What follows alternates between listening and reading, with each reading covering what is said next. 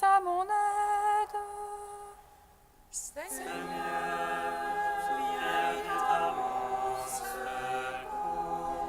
Gloire au Père, au Fils, au Saint-Esprit, maintenant et toujours. Dans les siècles des siècles.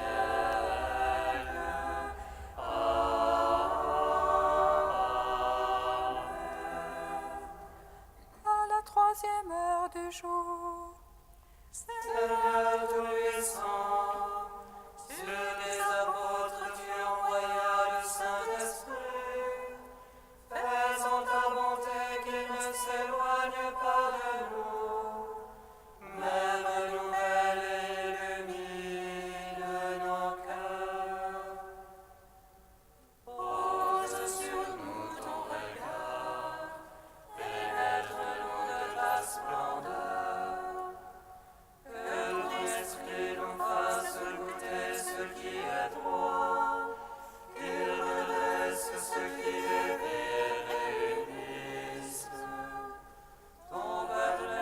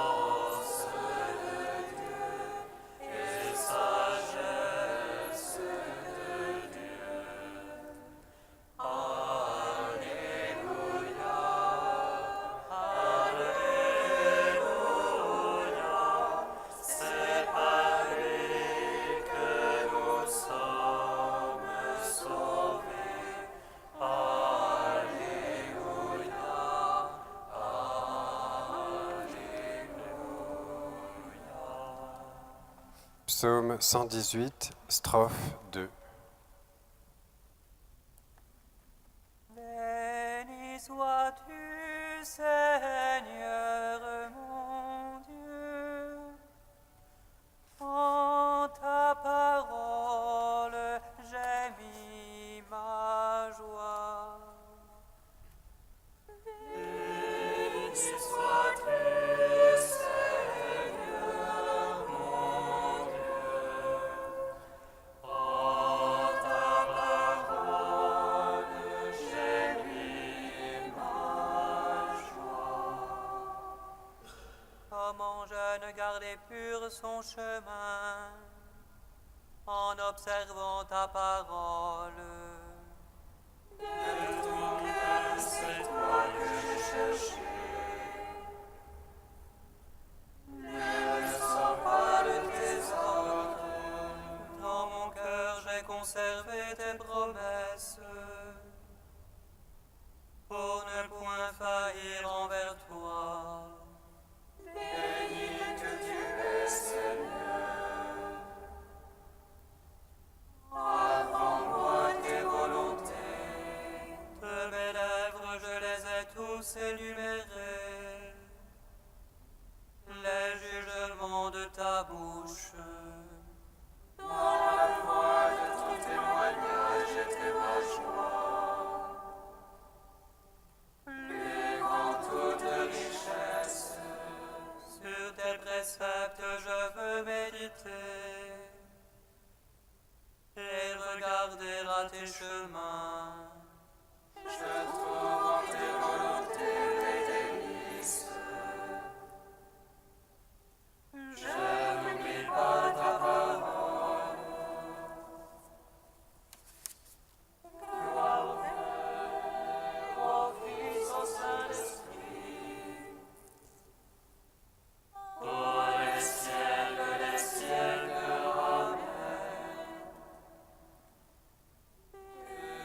Béni sois-tu, Seigneur mon Dieu, en ta parole j'ai mis ma joie.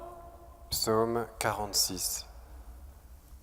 Ô Christ, tu es la splendeur de tous les saints.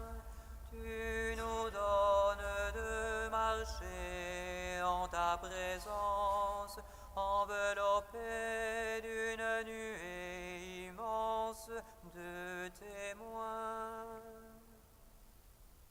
Ô Christ, tu es la splendeur de tous les saints. Tu nous donnes de marcher en ta présence, enveloppés d'une nuée immense de témoins. Tous les peuples battaient des mains, acclamez Dieu en éclats de joie. Le Seigneur, le Très-Haut est redoutable. Grand roi par toute la terre, il met les nations sous notre joug. Il met les peuples sous nos pieds. Il fait choix pour nous d'un héritage. Fierté de Jacob, son bien-aimé. Dieu monte parmi l'acclamation. Le Seigneur aux éclats du corps. Sonnez pour notre Dieu, sonnez. Sonnez pour notre roi, sonnez. Il est roi par toute la terre. Sonnez pour Dieu de tout votre art.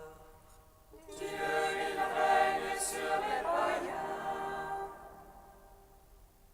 Il siège sur son trône de sainteté. Les princes des peuples s'unissent au peuple du Dieu d'Abraham. À Dieu sont les parois de la terre.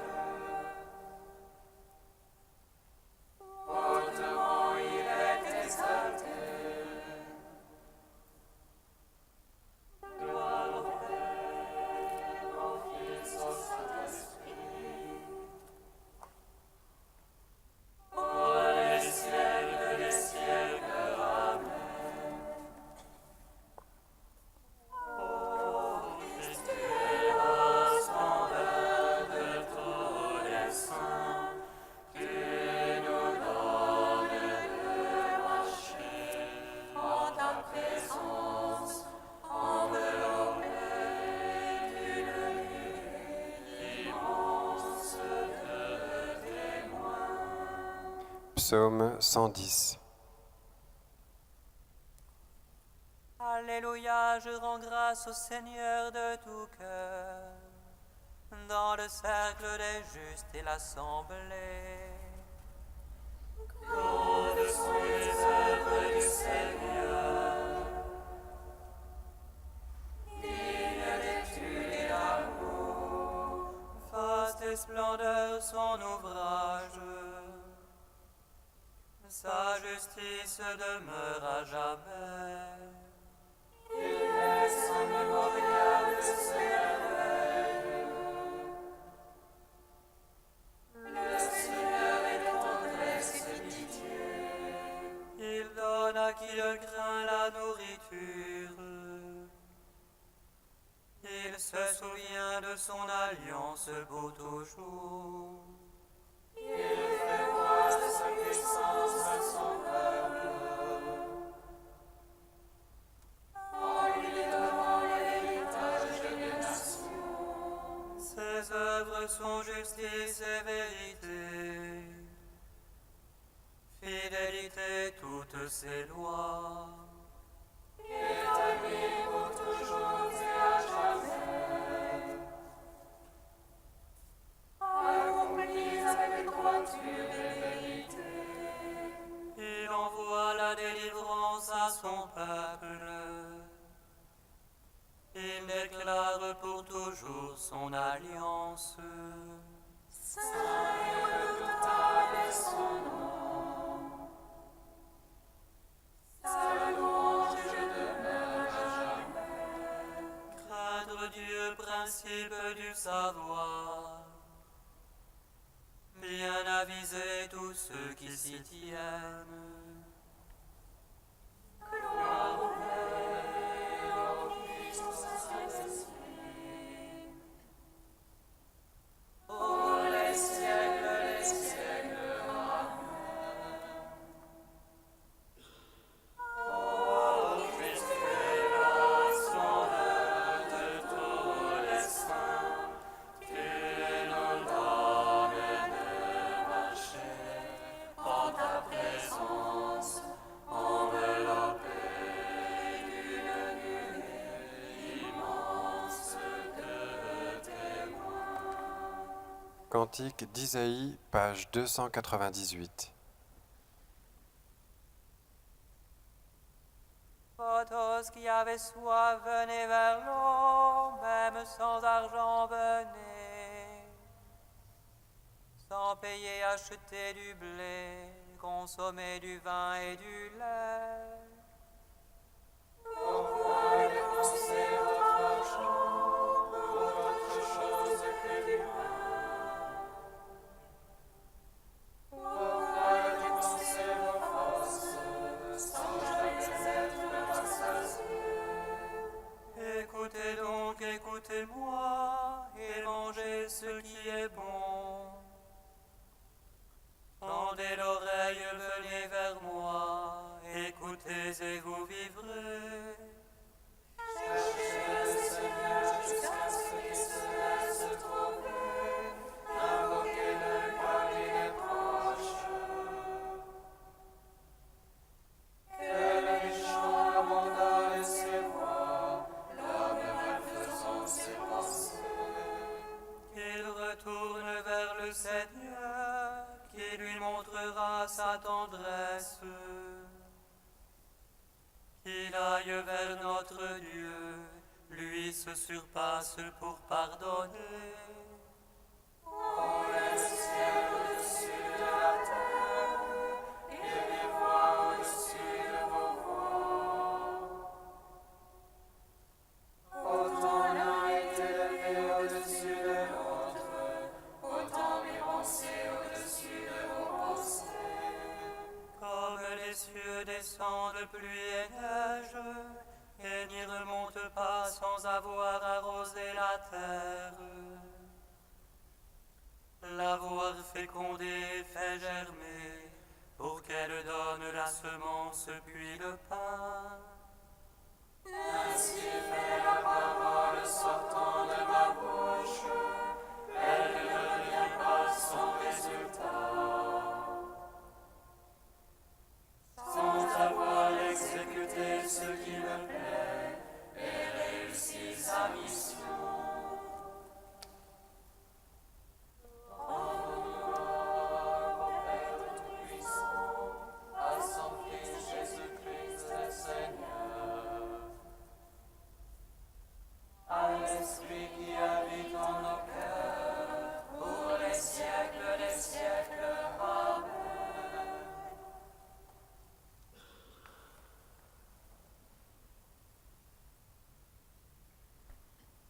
d'Alexandre Schmemann, théologien orthodoxe, le Grand Carême.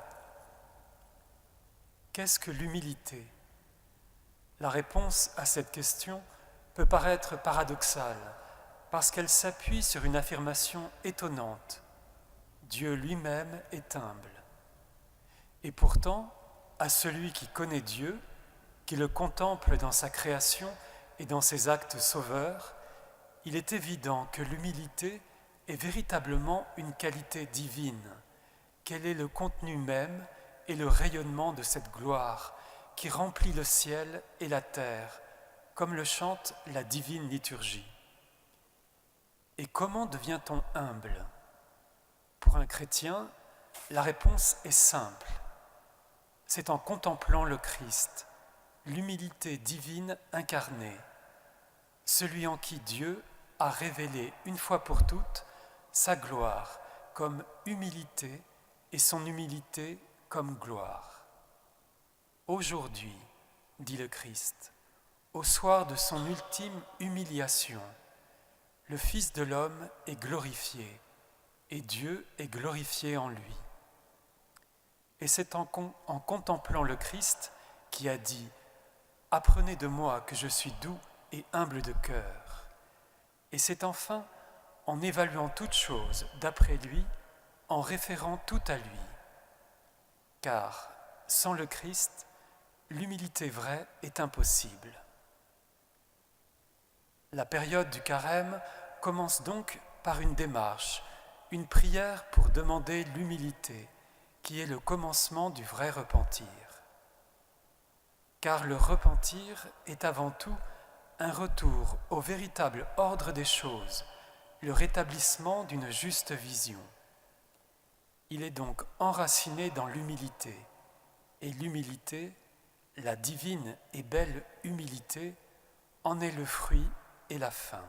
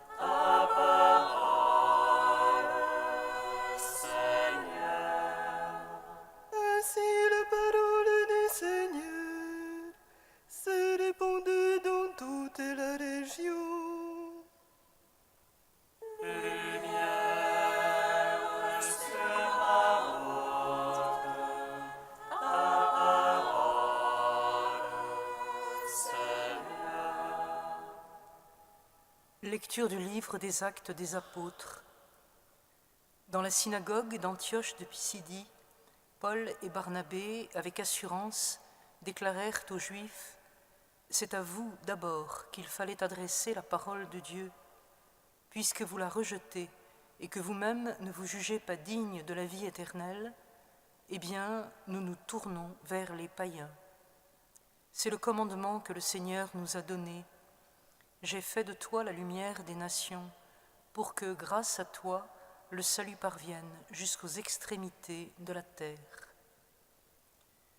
En entendant cela, les païens étaient dans la joie et rendaient gloire à la parole du Seigneur.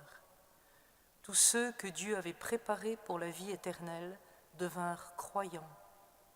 Ainsi, la parole du Seigneur se répandait dans toute la région. Nous te chantons, toi, notre Dieu, nous t'acclamons. Nous te chantons, toi, notre Dieu, nous t'acclamons.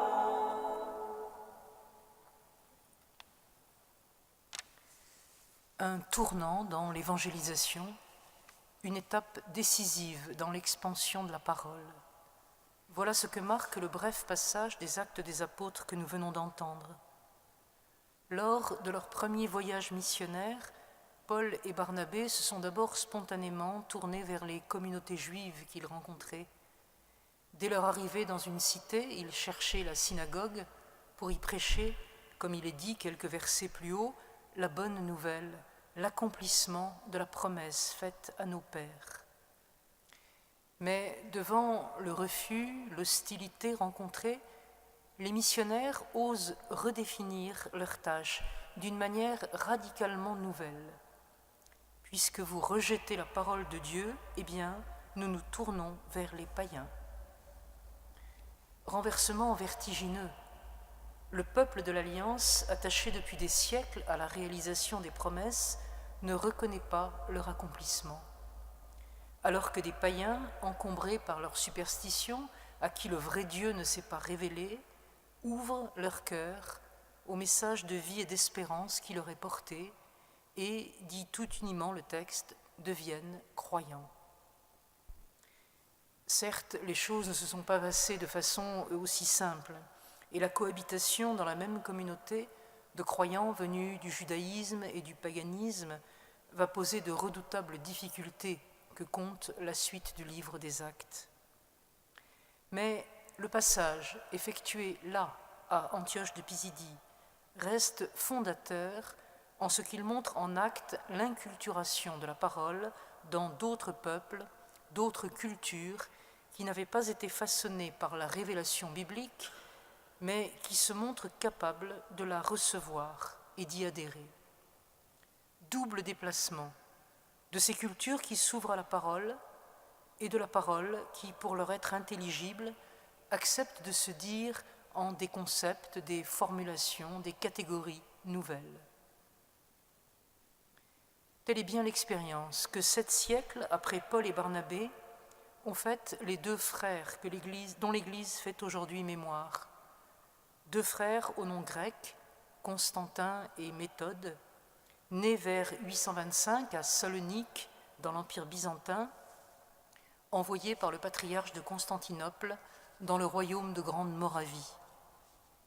La fécondité de leur apostolat en ces terres encore vierges de toute présence chrétienne s'explique précisément par le fait qu'ils n'ont pas hésité à transmettre la parole en langue paléoslave, codifiant pour ce faire l'alphabet appelé depuis cyrillique, et à célébrer la liturgie en slavon.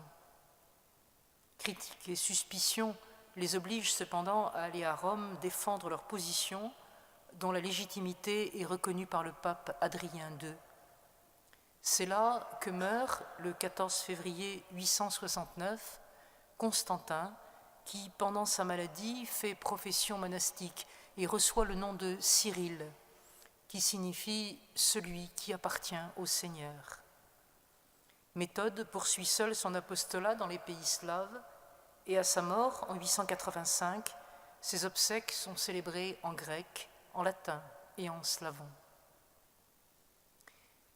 Les histoires de Paul et Barnabé, de Cyril et Méthode, mettent donc clairement en évidence à la fois l'universalité de la parole et la nécessité pour l'Église de s'adapter à chaque culture. Il n'y a pas en régime chrétien de langue sacrée, pas plus l'hébreu que le grec ou le latin. Il y a la parole de Dieu, du Dieu humble, qui accepte de se laisser dire et nommer par des mots d'homme, dont aucun n'épuise son mystère, mais qui tous permettent de nouer avec lui un dialogue amoureux.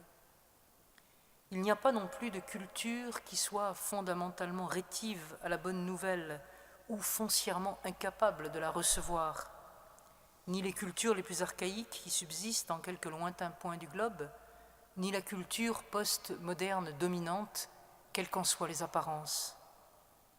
L'Église, disait Paul VI, doit se faire conversation, apprendre à parler la langue de chacun pour transmettre à chacun ce qu'il a fait vivre. Au lieu de déplorer de n'être plus écoutée, ne doit-elle pas se demander si elle est encore audible ? En ce carême à peine commencé, nous sommes invités à prier, à jeûner, à partager, pratiques pénitentielles qui sont aussi des constantes anthropologiques. Qu'à la prière de Cyril et Méthode, ils nous conduisent vers la joie universelle de la résurrection de tous dans l'unique esprit où nous recevrons également part à la vie divine.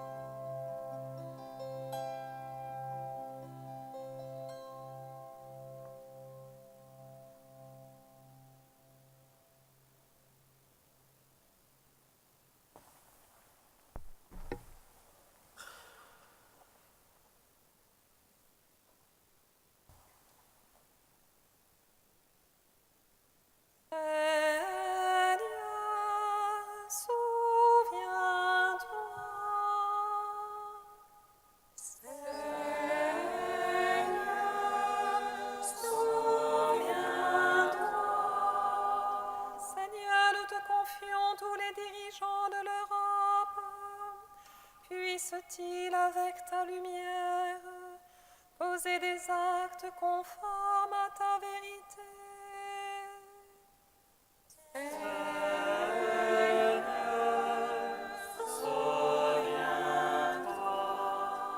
Seigneur, nous te confions tous les pasteurs de l'Église. Puisse-t-il, par l'annonce de ta parole, le chemin de sainteté.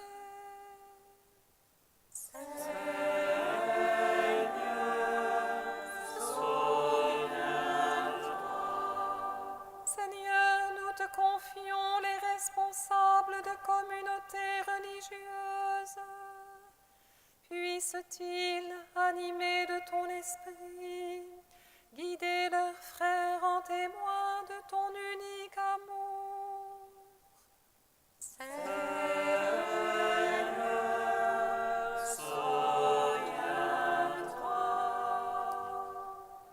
Ô Dieu saint, ô Dieu fort, ô Dieu immortel, aie pitié de nous.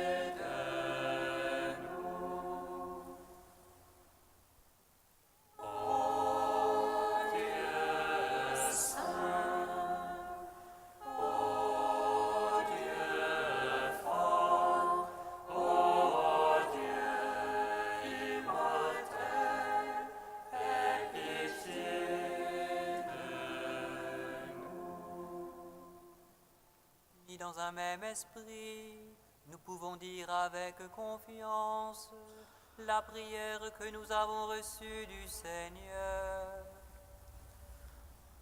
Notre Père, qui es aux cieux, que ton nom soit sanctifié, que ton règne vienne, que ta volonté soit faite sur la terre comme au ciel. Donne-nous aujourd'hui notre pain de ce jour. Pardonne-nous nos offenses, comme nous pardonnons aussi à ceux qui nous ont offensés. Et ne nous soumets pas à la tentation, mais délivre-nous du mal.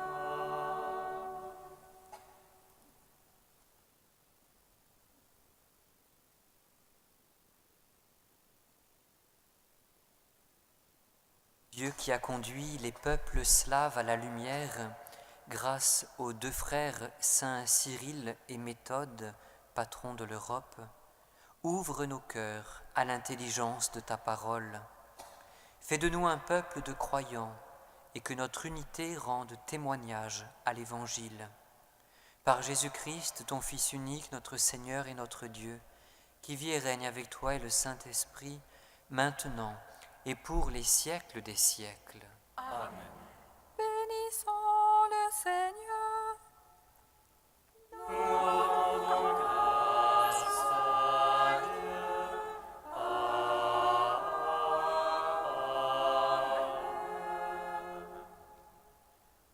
Louange à nous, Sainte Marie, qu'elle serait la mère du Sauveur.